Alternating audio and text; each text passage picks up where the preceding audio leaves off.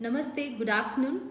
So, welcome once again for the live session with Apollo Proton Cancer Center. Today, for the live session, we have Dr. Ashwati Matthew, consultant radiation oncology. She is an expert in liver cancer, and today's session is all going to be about liver cancer as it is emerging as one of the fastest spreading cancer in India. Ma'am, thank you for joining first of all. Thank you, Asha, for inviting me on this. So let's begin with our session. So to start off, ma'am, who is at the highest risk of developing liver cancer? So liver cancers are broadly of two kinds. One is the liver cancer that spreads to the liver from other parts of the body, and this is called metastasis to the liver. The other is the kind of liver cancer that starts within the liver itself. The most common kind of a primary liver cancer is called hepatocellular cancer, and there are some other uncommon variants as well. The major risk factors for hepatocellular cancer are viral hepatitis, which includes hepatitis B or hepatitis C most commonly, as well as alcoholic liver disease and non-alcoholic liver disease. But all of these can lead to liver cirrhosis, and this ultimately is a major risk factor for the development of hepatocellular cancer. Ma'am, now the fatty liver is like everyone is talking about this fatty liver. Is there any relationship between fatty liver and liver cancer? And the common question here is like, if the fatty liver, it leads to liver cancer. So, non-alcoholic fatty liver disease, which is what is typically referred to as fatty liver disease, can progress to what is known as non-alcoholic steatohepatitis. And the risk with this is that if this proceeds further to cirrhosis, then this can be the risk factor for development of liver cancer. So if you are able to detect fatty liver disease in the early stages, risk reduction of that can lead to reduction of your chances of developing liver cancer. So the basic question, so what are the symptoms to watch for the liver cancer? Now, unfortunately, there are not very many symptoms in early stages of liver cancer. Advanced liver cancer, however, does present with symptoms such as yellowing of the sclera or the eyes, yellowish discoloration of the skin.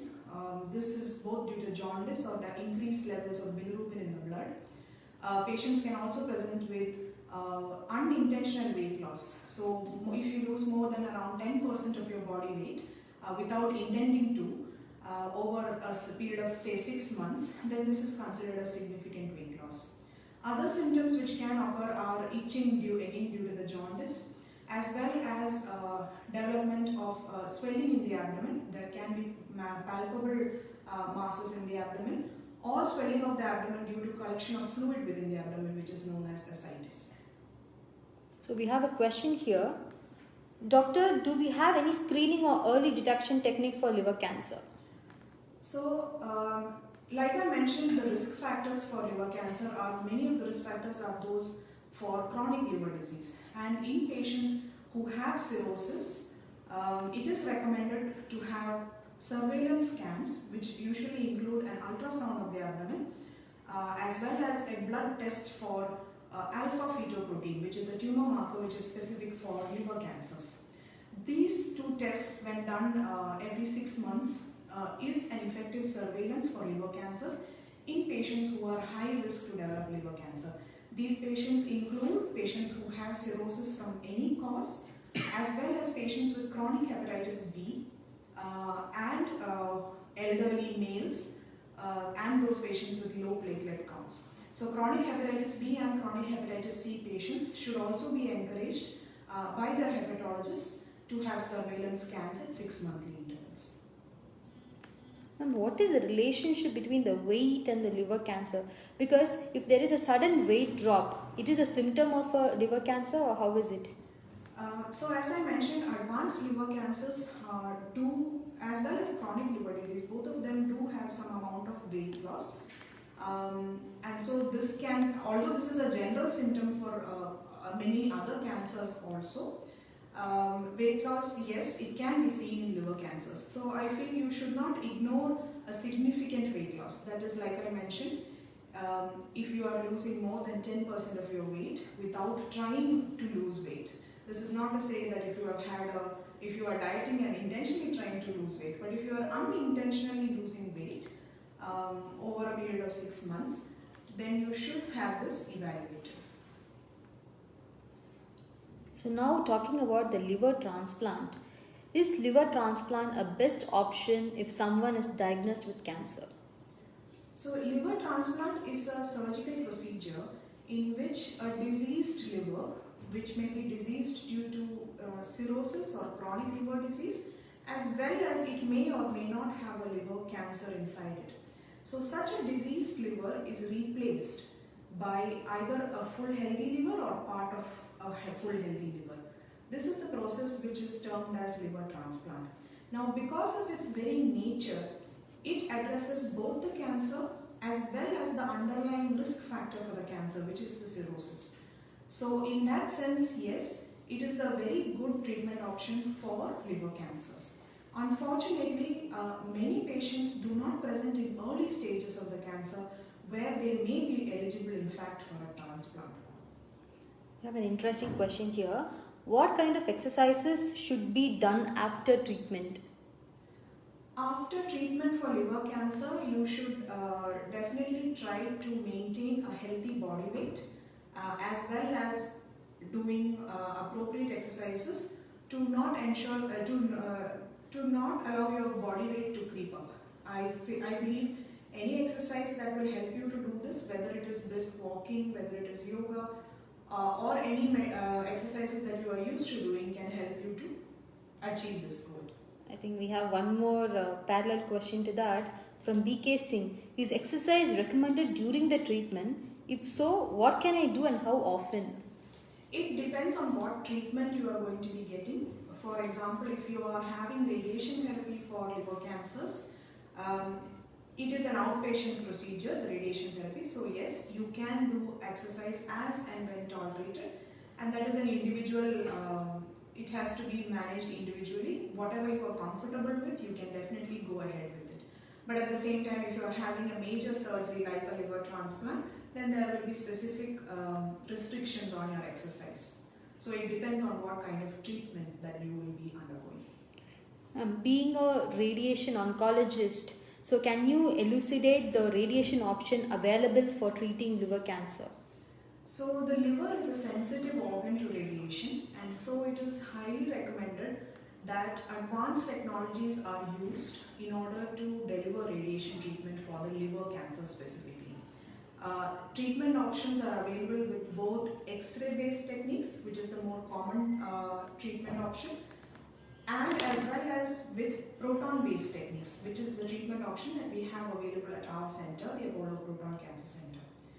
The difference between the two techniques is that X-rays pass through the body, and as they pass through the tumor, they deliver the dose, but they also deliver some unintended spill dose to the organs which are near the tumor. For example, the normal liver or the bowel structures or the intestine structures. However, a proton, in contrast, it does not pass through the body, but instead enters the body and stops at a specified depth, thereby delivering all or most of the dose into the tumor. This eliminates the exit dose that is typically seen with the X-ray treatment. So a proton treatment specifically does not have an exit dose, and this helps to save the nearby structures such as the liver and bowel structures from unintended side effects of the treatment. So ma'am, is proton advanced radiation technique for treating liver cancer? So yes, I would say that proton is one of the most advanced technologies available in the radiation therapy armamentarium for treatment of specifically liver cancers. So people are little scared when it comes to cancer, and especially when it comes to the radiation therapy. So how safe, is radiation therapy safe for treating cancer? So radiation therapy is one of the 3 pillars of treatment for any cancer, include the other 2 being surgery and chemotherapy or systemic therapies. Radiation therapy, as I mentioned earlier, is delivered in a completely outpatient basis external beam radiation, which includes both X-ray treatments as well as proton treatments, are delivered on an outpatient basis, and there is no risk to the patient or their bystanders or relatives from having this treatment.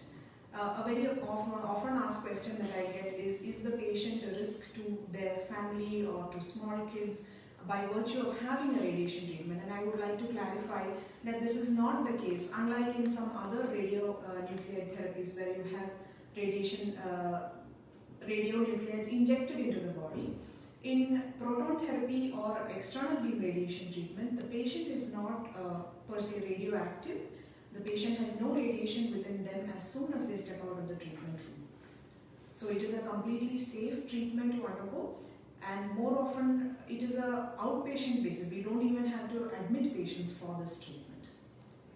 So that's really making a patient very comfortable and safe, feel safe at the hospital. That's right. So will radiation treatment affect the daily activities? So it depends on the schedule of the radiation and the part of the body that we are treating. But typically when we talk about liver cancer treatments, they are delivered over the course of 1 week to around 4 to 5 weeks. During this treatment duration, the patient can typically come to the center and spend maybe a maximum of half an hour or an hour taking the treatment, after which he or she is free to go home. And very often we also have patients who have been working during the treatment, so they have no restrictions as far as the time outside the center is concerned. So it is a safe treatment to have, and it usually does not affect activities of daily living. Okay. Ma'am, is there any side effects of radiation therapy while taking the treatment? So specifically for liver cancer, the stereotactic body radiation therapy, which is the form of X-ray treatment which is most commonly given for liver cancers, is associated with some amount of minor side effects such as fatigue, some amount of nausea, and very rarely vomiting. I would say these are the early side effects that most patients deal with. There are excellent medications for the nausea and to prevent vomiting. Some of the late side effects depend on the location of the tumor and their proximity to the bowel structures such as stomach and small intestine. We have a question here. Doctor, what kind of follow-up care is required for liver cancer?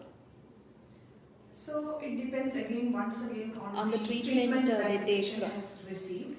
But I would say after a typical course of radiation treatment for liver cancer, we would normally keep the patient on a follow-up for every 3 months, in which the patient would have to do liver function tests as well as some sort of imaging, either a CT scan or an MRI of the liver to ensure that the tumor is under control, and also to keep a watch on any new lesions which might develop in the rest of the liver. Because as I earlier mentioned, these patients most of the patients have cirrhosis, and cirrhosis itself is a risk factor for developing new lesions within the liver, other than the liver cancer that we have already treated. We have a question here. Is the costly treatment? I guess they are asking about proton therapy. Ma'am, anything you want to add on it? Well, it is a treatment that is being launched in India for the first time. We are the only center in the country to have it. And the cost of the treatment, of course, if they are interested in knowing more about it, we can get in touch with them. Again, the questions are popping up. What steps need to be taken if cancer comes back? Well, the best step for cancer that comes back, recurrent cancer, is detect it early. So this is another one of the reasons why I mentioned that we keep a very close follow-up on patients who have already undergone cancer treatment. So when you detect the cancer that has come back at an early stage, which it means that you have smaller tumor to deal with, and again curative options are open to such patients. Curative options such as surgery or a second round of radiation is also feasible in certain such cases. Of course, this depends on a case-to-case basis. So it will depend on the patient's liver function as well as the size of the tumor at that particular time when the tumor has come back. Again, the question is one more on the diet for the patient. So they are asking tips to keep the liver healthy. So I would say the first tip is to stop alcohol consumption, or at least reduce the consumption if you are a heavy consumer, because alcoholic liver disease is again one of the major causes of cirrhosis, and which can be a risk factor for liver cancer. Other tips include to practice universal precautions when it comes to contact with body fluids, with blood, and avoid unsafe practices such as using shared needles by drug abusers, or unsafe or unprotected sexual practice. The third step I would say is to treat, if you have hepatitis B or hepatitis C, please treat it, get in touch with a hepatologist, because there are a lot of very effective medications for hepatitis B and C which can prevent the hepatitis becoming active and prevent the progression further into cirrhosis or liver cancer. And the fourth most important step I would say is ensure that all your children are universally vaccinated for hepatitis B, because this liver cancer is unique in that it is a cancer for which you actually have a vaccine. The hepatitis B vaccine prevents infection with hepatitis B and is known to reduce the chances of patients developing any hepatitis related liver disease in the future. So we have a question here. Is there any best curable treatment for gallbladder cancer? The gallbladder cancer is a very aggressive cancer which is seen in the gallbladder, which is very close to the liver, and the most radical treatment for it would be surgery. Unfortunately, gallbladder cancer does not very often present in the early stages where it can be treated with surgery, but the best treatment for a gallbladder cancer would definitely be surgery if it is possible. Dear doctor, what are the common sites of metastasis in liver cancer? So, some common sites of metastasis in hepatocellular cancer, which is the commonest kind of liver cancer, would be the lungs, the bones, as well as the adrenal glands. Of course, from the liver, the next echelon of spread of the cancer would be to the nodes in the porta hepatis, or in the area of the blood vessels which is supplying the liver. That is the first echelon of spread, but beyond that, the most common site of spread would be to the lungs, to the bones, and to the adrenal glands. So doctor, we have covered up with the cause, symptoms, and about the fatty liver. So again, we have also spoken about the diet for the patient. So what is, from your perspective, what are the preventive measures and preventive methods are there? So preventive methods is one to, like I mentioned earlier, vaccinate your children for hepatitis B, moderate or reduce your alcohol consumption, treat your hepatitis B or C, and generally after treatment maintain a healthy body weight. This again reduces the incidence of obesity, which can lead to non-alcoholic fatty liver disease. So maintain a healthy weight by lifestyle modification. These are the most important preventive measures that I would mention towards having good liver health. So today we are done with the session. So we have covered up everything about the liver cancer in general. So thank you so much for joining the session, doctor. Thank you so much. Thank you, Asha.